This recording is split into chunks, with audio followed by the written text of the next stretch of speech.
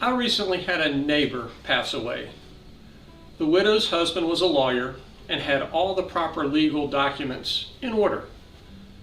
Even with proper planning, his widow found the estate settlement process challenging.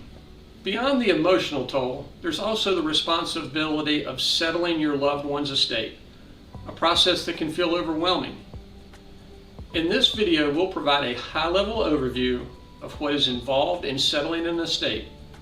We're focused on the estate settlement process in North Carolina. Each state's probate procedure is a bit different, but many of the things that we cover also apply in other states.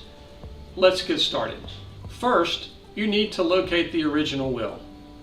The will outlines how assets are distributed and names the executor responsible for carrying out these wishes. We recommend that original wills be kept with the attorney who prepared the will. Wills may be kept in safe deposit boxes or home safes. If there's no will, the estate will be handled under North Carolina's intestate succession laws, which determine how assets will be distributed. A quick sidebar. It's important to briefly explain the difference between probate assets and non-probate assets.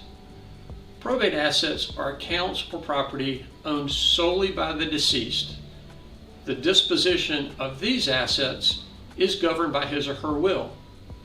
Non-probate assets are assets where the beneficiary is named within a contract. These are assets like IRAs, 401ks, life insurance, and transfer on death accounts. Assets owned jointly with right of survivorship, like a home, car, or bank account, are listed in the probate application, and half of these assets may be available to pay creditors of the estate if necessary, but the ultimate disposition of jointly owned assets isn't governed by the will. They go to the surviving joint owner. In North Carolina, you're required to file the will with the Clerk of Court in the county where your spouse lived. You will need to complete the application for probate and Letters Testamentary form. A link to this form and others mentioned in this video are in the show notes below. This form is a preliminary inventory of assets the deceased owned. The inventory needn't be complete, just a listing of assets and approximate value. Filing this form initiates the probate process.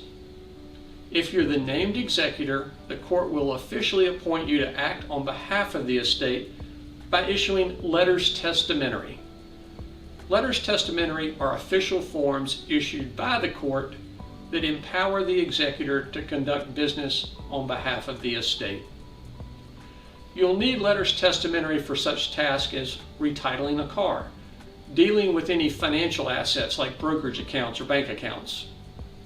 Potentially, you'll need it for life insurance claims, and you'll need it for opening an estate bank account if that's necessary. Over the next few months, your task is to compile a detailed inventory of all assets, including bank accounts, real estate, cars, investments, and of course personal property. You'll need to determine the value of these assets as of the date of death. The executor should file an inventory known as a 90-day inventory within 3 months of the date of death. Before any assets of the estate can be distributed, you must settle outstanding debts like medical bills, credit cards, and mortgages. You'll also need to file a notice to creditors. This is a notice published in the newspaper of the county where the estate is being settled. The notice must run in the paper for 4 consecutive weeks, and it gives creditors 3 months to make claims against the estate. Once all debts and taxes are paid, the remaining assets can be distributed to the beneficiaries according to the will. If you're the sole heir, the process may be simpler, but you'll still need to follow legal procedures to retitle assets in your name. If there's any uncertainty around the will, you should consult with an attorney to understand your rights and obligations. Settling an estate can be legally and emotionally complex, and it's time-consuming. working with an estate attorney or tax professional can save you time, reduce stress, and ensure that everything is done correctly. Settling an estate isn't easy, but understanding the process can help you navigate this difficult time with confidence. If you found this video helpful, don't forget to like, subscribe, or share it with someone who might benefit. And if you have questions or want us to cover specific topics, please leave a comment below. Thanks for watching.